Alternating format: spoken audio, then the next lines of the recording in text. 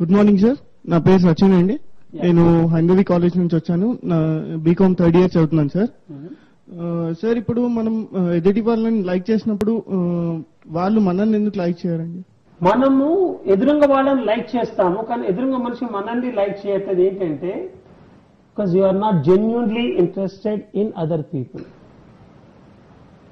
ఇప్పుడు plastic flower demands respect, natural flower commands respect.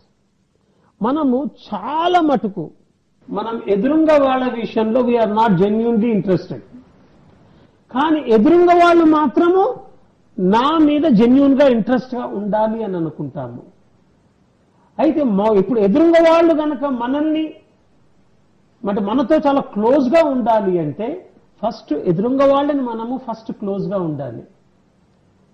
మనం first కనుక హెల్ప్ కావాలి అంటే first you should really help the other person. మనకు గనక ఒక మెప్పుకోలు కావాలి అంటే, అప్రిసియేషన్ కావాలి అంటే first you should appreciate the other person. What you so so you reap. అందుకోసం అని చెప్పి మనము ఎవరితో ఉన్నా కూడా ఒక ఆర్టిఫిషియల్ గా కాకుండా ఒక హృదయంలోంచి మనం జెన్యూన్ గా ఇంట్రెస్ట్ గా ఉన్నప్పుడు ఎదురుంగా మనిషి మనల్ని కూడా లైక్ చేస్తాడు, లవ్ చేస్తాడు. ఎదురుంగా వాడు లైక్ చేస్తాడా చెయ్యడా అనేటువంటి ఒక డౌట్ తోటి ఏదైతే రిలేషన్షిప్ లో ఉంటామో ఆ relationships will not lost long. అదంతా కూడా వన్ వే అఫైర్ అయిపోతుంది. రిలేషన్షిప్ అన్నది అది ఎప్పుడు టూ వే. మరో స్టూడెంట్ కూడా గుడ్ మార్నింగ్ సార్. గుడ్ నా మార్నింగ్. పేరు మయూర్ రుంగ్టా సార్. నేను హైందవి గ్రూప్ ఆఫ్ కాలేజ్ నుంచి బీకామ్ సెకండ్ ఇయర్ కంప్యూటర్స్ లో చదువుతున్నాను సార్. సార్ మనం ఒక ఆర్గనైజేషన్ లో కానీ ఒక కాలేజ్ లో కానీ చదువుతున్నాము, మన ఎదురుంగా వాళ్ళు మనల్ని చూసి జెలస్ పడతారు సార్. వాళ్ళు మన ఎదురుంగా వాళ్ళు మనల్ని లైక్ చేయాలంటే ఎలా చేయాలి sir? First thing is learn to smile. ఇప్పుడు మీరే ఉన్నారు, young boy, and you are speaking so seriously. One of the factors ఏంటి అంటే ఎదురుంగ వాళ్ళు మిమ్మల్ని లైక్ చేయాలి అంటే first you smile and greet that person.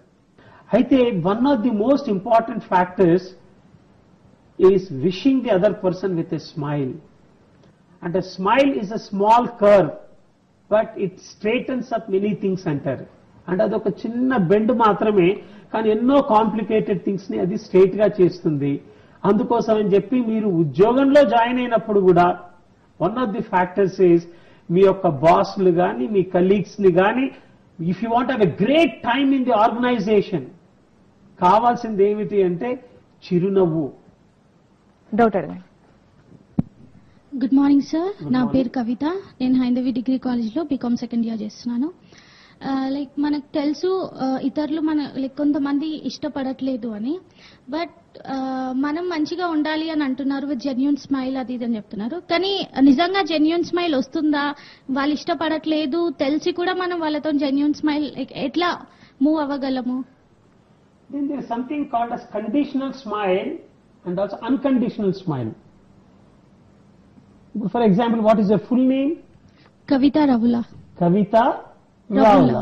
ఇప్పుడు కవితను చూడంగానే ఏంటంటే I expect Kavitha to smile and you expect me to smile, right? అయితే ఏమవుతుంది అంటే many times we don't even call the other person by name. అందుకోసం ఏమంటే remember that A persons name is to him the sweetest and most important sound in any language. ఇప్పుడు ఎదురుగా మనుషులు like చేయట్లేదు అంటారు. నేను కవిత కవిత అని 10 సార్లు కనుక అనుకో, for example I tell you, Kavitha మీరేం చదువుతున్నారు? BCom second year. BCom second year. Kavitha that you have a beautiful smile, కానీ most of the time you are very serious. Why? ఇక చూసావా Kavitha, now you are smiling, అంటే టోటల్ గా ఒక మనసు విప్పి నవ్వుతున్నారు. And you look so nice with a big smile. Thank you.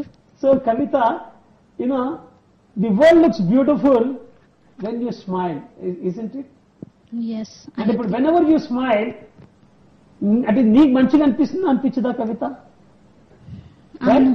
నేను కవిత 4 సార్లు అనేసరికి కవిత is smiling wholeheartedly and you are feeling good or not?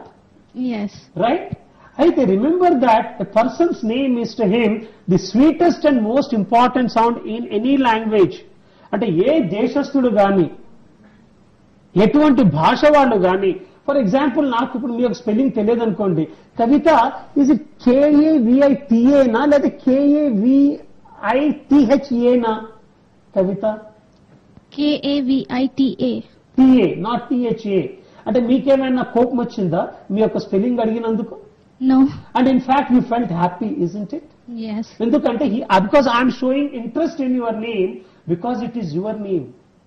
For example ఇప్పుడు ఏదైతే మీ యొక్క కాలేజ్ లోపల గ్రూప్ ఫోటోగ్రాఫ్ తీస్తారు, 100 మంది స్టూడెంట్స్, మీ ప్రిన్సిపల్, లెక్చరర్, మీ స్నేహితులు అందరూ ఉంటారు, ఆ గ్రూప్ ఫోటో మీకు ప్రెజెంట్ చేశారు. సో ఫస్ట్ కవిత లేదా ఎవరి ఫోటోగ్రాఫ్ చూస్తుంది? నాదే. She so honest. ఫస్ట్ నేను ఇక్కడ ఉన్నాను అని చెప్పి first she looks at her own photograph. మీ యొక్క ప్రిన్సిపల్ది చూడదు, మీ యొక్క స్నేహితులది చూడదు. ఫస్ట్ మీ చూసిన తర్వాతే వేరే వాళ్ళని చూస్తారు. అందుకోసమే మీ యొక్క స్నేహితుల లోపల సత్సంబంధాలు ఏర్కొల్పాలి, ఎవరితో మంచిగా ఉండాలి అంటే first find out the other person's name. ఎదురుంగా వాళ్ళ యొక్క పేరు తెలుసుకొని దెన్ ఎదురుంగా వాళ్ళ మీరు సంబోధించండి. Then you feel very very happy.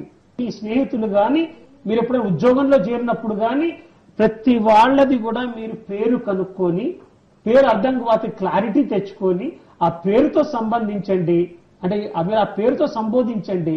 Then you can see మీకు తెలియకుండానే మీరు మంచి సత్సంబంధాలు ఏర్పరుస్తారు. ఆ మనిషి మిమ్మల్ని లైక్ చేయడం మొదలు పెడతారు. But call that person with a smile, not seriously. Kavitha. Sure. Kapil chits జేహూ సక్సెస్ మంత్రాకు పునఃస్వాగతం. సార్ మరో స్టూడెంట్ కూడా ఉన్నారు. Good morning sir. My name is Sapna. నేను హైందవి డిగ్రీ కాలేజ్ నుండి సెకండ్ ఇయర్. కమ్యూనికేషన్ స్కిల్స్ ఇంపార్టెంటా సార్ మన లైఫ్ లో? So Sapna, communication skills are important, no doubt about it. కానీ కమ్యూనికేషన్ స్కిల్స్ కన్నా కూడా చాలా ముఖ్యమైనది లిజనింగ్ స్కిల్స్. చాలా మంది ఏంటంటే కమ్యూనికేషన్ స్కిల్స్ అని అంటారు, కానీ అన్నిటికన్నా ముఖ్యమైనది కమ్యూనికేషన్ స్కిల్స్ కన్నా కూడా లిజనింగ్ స్కిల్స్. ఇప్పుడు Sapna, who is your best friend? My best friend Mamata. మీరు చెప్పింది అంటే ఇప్పుడు మీరు చెప్తుంటే ఎక్కువ వింటుందా, లేకపోతే ఆమె చెప్పేది మీరు వింటారా? నేను చెప్పిందే మీరు చెప్పి అంటే ఇప్పుడు మీరు ఏది చెప్పినా కూడా మీ యొక్క మమత ఫ్రెండ్ అంటే సప్న ఏది చెప్పినా కూడా మమత వింటూ ఉంటుంది. అందుకోసం అని చెప్పి సప్నాకి Mamata is the best friend. Not because of communication skills, because of listening skills. అందుకోసం అని చెప్పి చాలా మంది భర్తలు ఏమంటారు చెప్పాలి అంటే ఏదైతే మ్యారేజ్ అయిన తర్వాత కూడా హస్బెండ్స్ కి ఎందుకు నచ్చరు తెలుసా? భార్యలకి చెప్పింది వినరు. మీ నాన్న చెప్పింది వినడే అంటారు. One of the most important factors is listening skills. అందుకోసం వినాయకుడికి చిన్న నోరు ఉంటుంది అంటే తక్కువ మాట్లాడు అని, పెద్ద చెవులు ఉంటాయి అంటే ఏంటంటే ఏదిన్నా కూడా you should that you should listen more. Be a committed, compassionate listener. Be a committed, compassionate listener. అంటే అన్నిటికన్నా ముఖ్యమైనది ఏమిటంటే యువర్ లిజనింగ్ స్కిల్స్. అందుకోసం అని చెప్పి ఇప్పుడు ఎదురుగా మనిషి మాట్లాడేటప్పుడు whatever they are speaking you should listen with total attentiveness.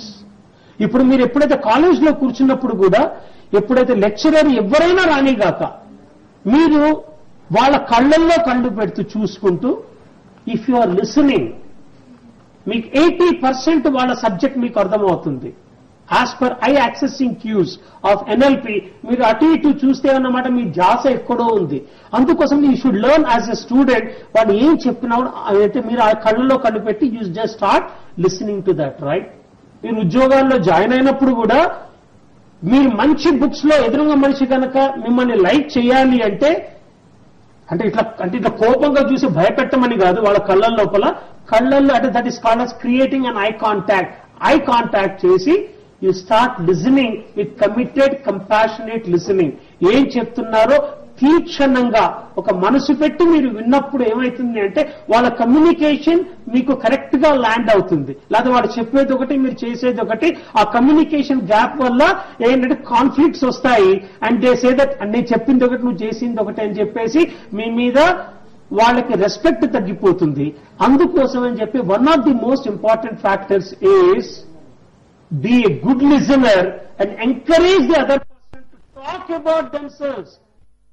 ఎదురుగా వాళ్ళ గురించి మాట్లాడేటువంటి పరిస్థితి కల్పించండి. అప్పుడు మీకు తెలియకుండానే ఆ మనిషి మిమ్మల్ని చాలా ఇష్టపడతారు. It's bound to happen.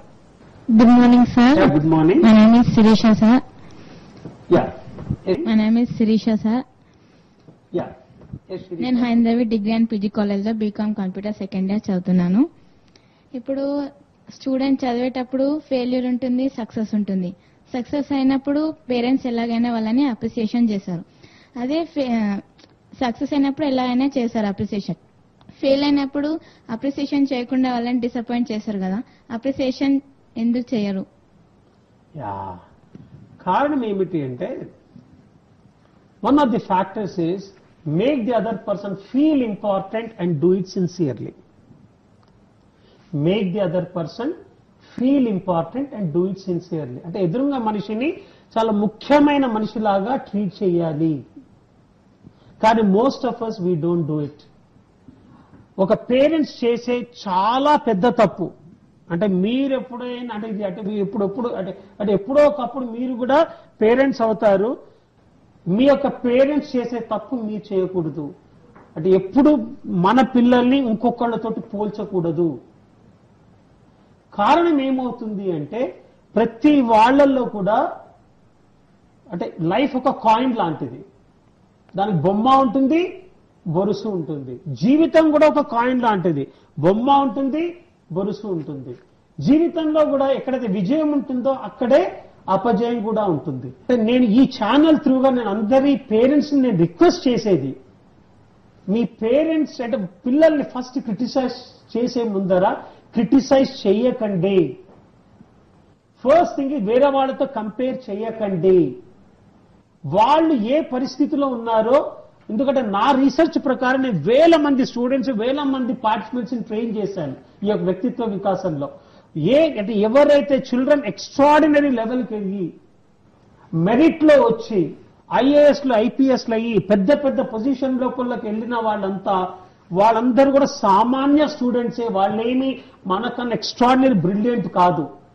కానీ ఆ తల్లిదండ్రులు ఎవరైతే పేరెంట్స్ ఉన్నారో ఆ పేరెంట్స్ ఏమి చేశారు అంటే వాళ్ళ పిల్లల మీద ఒక అమోఘమైన ఒక ఇంప్రెషన్ కలిగి ఉన్నారు. వాళ్ళు ఎప్పుడు ఎవరు వచ్చినా అంటే నా కొడుకు చాలా తెలియగలవాడు, మా అమ్మాయి చాలా ఎక్స్ట్రాడినరీ బ్రిలియంట్, ఏకసంతాగ్రాహి, చాలా బాగా పెయింట్ చేస్తుంది, నలుగురితో చాలా బాగా చేయగలదు, ఎప్పుడు కూడా అంటే ఇప్పుడు చేసిన దానికన్నా ఇంకా ఏ విధంగా నేను ముందుకు వెళ్ళాలి అని ఒక జిజ్ఞాస ఉంది అని చెప్పి ఏదైతే కాన్స్టెంట్ గా ప్రోత్సహిస్తుంటారో అటువంటి children they do everything to prove to the parents that we will become extraordinary, we will become success.